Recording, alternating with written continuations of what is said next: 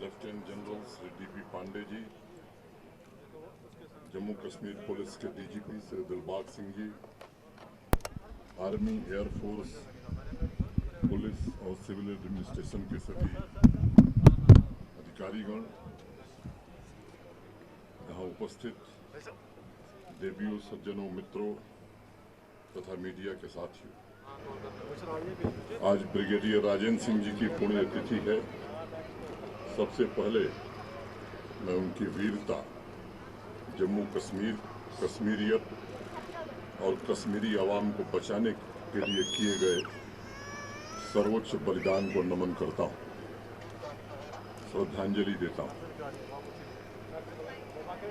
75 साल पहले आज ही के दिन, करीब 3 घंटा पहले, लगभग सुबह 8:30 बजे पहला Dakota aircraft lieutenant colonel D.R. Rai की अगुवाई में श्रीनगर एयरपोर्ट पहुंचा था, जिसे आज हम सबने अपनी आंखों से देखा है। पाकिस्तानी हुकूमत और उसकी फौज द्वारा ढाए जा रहे जुल्म, हजारों बेगुनाहों और मासूम बच्चों के कत्ल, हमारी हजारों मासूम बेटियों और बहनों पर किए जा रहे बर्बर अत्याचार से लोहा लेने के लिए और जम्मू कश्मीर की एक एक इंच भूमि की रक्षा करने की भारतीय सेना के समर्पण, वीरता और कर्तव्य के प्रति निष्ठा की अद्भुत दास्तान है। कई बार लोग कहते हैं कि साहब, जम्मू कश्मीर पर कबायली हमला हुआ था। मुझे लगता है कि इतिहास में अब सुधार की जरूरत पड़ गई है। सच तो ये है कि कबायली के वेश में पाकिस्तानी फौज के जवान थे, जिन्होंने हमारे बेगुनाह भाइयों को बेरहमी से कत्ल किया, हमारे घरों को जलाया, हमारी बहनों और बेटियों की असमत लूटी। लोगों को सच्चाई समझनी होगी कि हमारा पड़ोसी आतंक का पर्याय आज नहीं बना है। आजादी के बाद से ही आतंक को पालने पोसने का काम कर रहा है। 22 अक्टूबर को ब्लैक डे पर जम्मू कश्मीर के नौजवानों ने जुनैद मीर की अगुवाई में एक कार्यक्रम आयोजित किया था।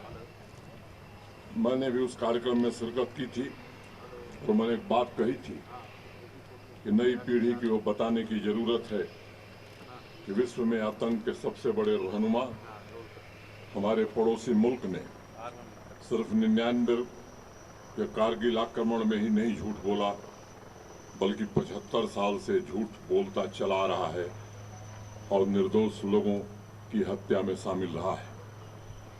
मुझे याद है, कुछ पुराने दस्तावेज मैंने पढ़े हैं और आज ही के दिन 1947 में दिन के 3 बजे दिल्ली को मैसेज भेजा गया था कि बारामूला में पाकिस्तानी आतंकियों ने तबाही मचा रखी है, लोगों के घर, अस्पताल और चर्च जला दिए गए और सभी डॉक्टर्स, नर्सेस को मौत के घाट उतार दिया गया। अभी हमने साक्षात अपनी आंखों से सब देखा। बारामूला की सड़कों पर उस दिन सिर्फ आतंक था, चारों तरफ बिखरी लाशें थीं। सभी धर्मों के लोग, चाहे वो हिंदू हो, मुसलमान हो, सिख हो, ईसाई हो, जो भी थोड़े बहुत जिंदा बच गए थे, उन्होंने घर द्वार छोड़कर पहाड़ों में शरण ली थी। और इसलिए सालों से फैलाई जा रही भ्रांतियों को तोड़ना तथा पड़ोसी मुल्क और उसके मुट्ठी भर स्लीपर सेल के मुंह से नकाब उतारना आज जरूरी हो गया है। आज के दिन मैं बारामूला के बहादुर नौजवान मकबूल शेरवानी और परमवीर चक्र विजेता मेजर सोमनाथ शर्मा की पुण्य स्मृति को भी प्रणाम करता हूं। मैं महावीर चक्र विजेता लेफ्टिनेंट कर्नल राय को भी सत नमन करता हूं। अगर 27 तारीख की रात को उन्हें सिर में गोली नहीं लगती तो सैकड़ों पाकिस्तानी आतंकियों को उन्होंने मौत के घाट उतार दिया होता।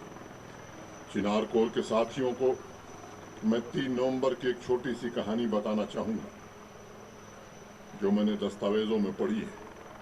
700 पाकिस्तानी आतंकियों ने श्रीनगर एयरपोर्ट पर कब्जा करने के उद्देश्य से 2 बजे दोपहर में आक्रमण किया था, लेकिन मेजर सोमनाथ शर्मा और उनकी टुकड़ी ने बहादुरी से सामना किया और उनके नापाक मंसूबों को कामयाब नहीं होने दिया।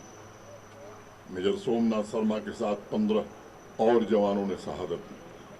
अभी आपने पढ़ा है, देखा है, मैं उसे उद्धृत करना चाहूंगा जो मेजर सोमनाथ शर्मा जी ने आखिरी संदेश दिया था। The enemy are only 50 yards from us. We are heavily outnumbered. We are under devastating fire. I shall not withdraw an inch, but will fight to the last man and the last round. मित्रों,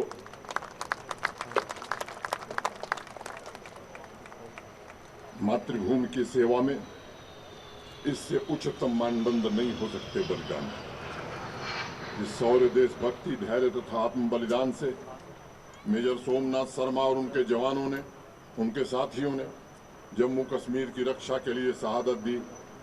वो इतिहास में अपूर्व उदाहरण है, अभूतपूर्व उदाहरण है। मुझे आश्चर्य है कि 75 सालों से इस बर्बरता की दास्तां क्यों नहीं जन जन तक पहुंचाई गई, क्यों नहीं आवाम को पाकिस्तान की काली करतूतों के बारे में बताया गया, क्यों नहीं मेजर सोमनाथ शर्मा, मकबूल शेरवानी, ब्रिगेडियर राजेंद्र सिंह और लेफ्टिनेंट कर्नल राय की कहानियां अभी तक स्कूलों में बच्चों को नहीं पढ़ाई जा रही।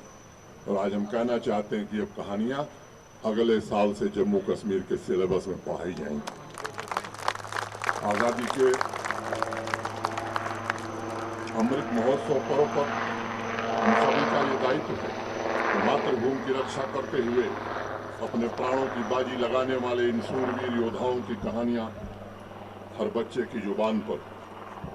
मित्रों, श्रीनगर 1947 की पीढ़ी ने राहत की सांस ली थी जब 4 और 5 नवंबर की रात को शहर की तरफ बढ़ रहे ट्राइबल लश्कर के वेश में पाकिस्तानी फौज को श्रीनगर से पहले ही त्रिकुल बल के पास हमारे वीर जवानों ने मौत के घाट उतार दिया था और उनकी साजिश को नाकाम कर दिया था। दिल में कश्मीरियत और जुबान पर एक ही नारा, तेरा वैभव अमर रहे माँ हम दिन चार रहे न रहे।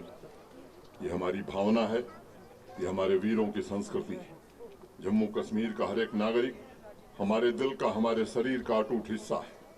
मानवता के सबसे बड़े दुश्मन ने हमेशा आतंकवाद को विश्व भर फैलाने का काम किया है और कोई भी सभ्य समाज ऐसा नहीं है जिसको तहस नहस करने की कोशिश नहीं की है।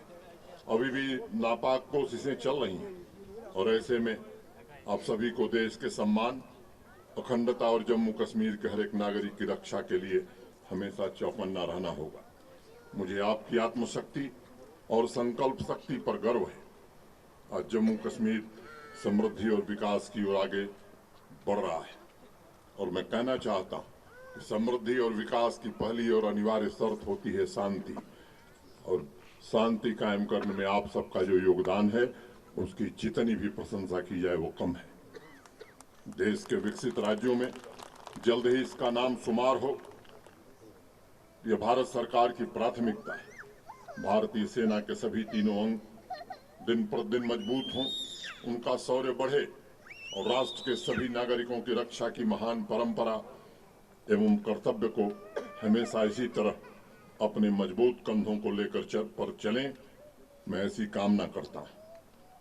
मित्रों, अभी आपने देखा है जहां सेना के पराक्रमी बहादुर जवानों ने जम्मू कश्मीर को बचाने में अपना सर्वोच्च बलिदान किया, वहीं कश्मीर की आवाम ने भी जो नारे लगाए, मुझे लगता है उसको स्मरण करने की जरूरत है।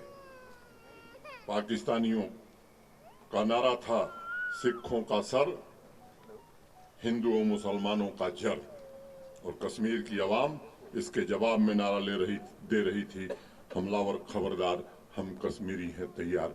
मुझे लगता है मैं कश्मीर की आवाम से निवेदन करना चाहता हूं, ये आपका नारा रहा है और मुझे लगता है कि आज आवश्यकता है कि फिर से इस नारे को बुलंद किया जाए, आपसी भाईचारा बढ़ाया जाए और जो ताकतें जम्मू कश्मीर में विकास को रोकना चाहती, जम्मू कश्मीर के अमन और चैन में खलल डालना चाहती हैं, उनको मुंहतोड़ जवाब हम सब मिल करके दें। इतनी बात कहता हुआ आयोजन में जुड़े सभी साथियों के प्रति मैं हृदय से कृतज्ञता ज्ञापित करता हूं और अपनी बात पूरी करता हूं। जय हिंद।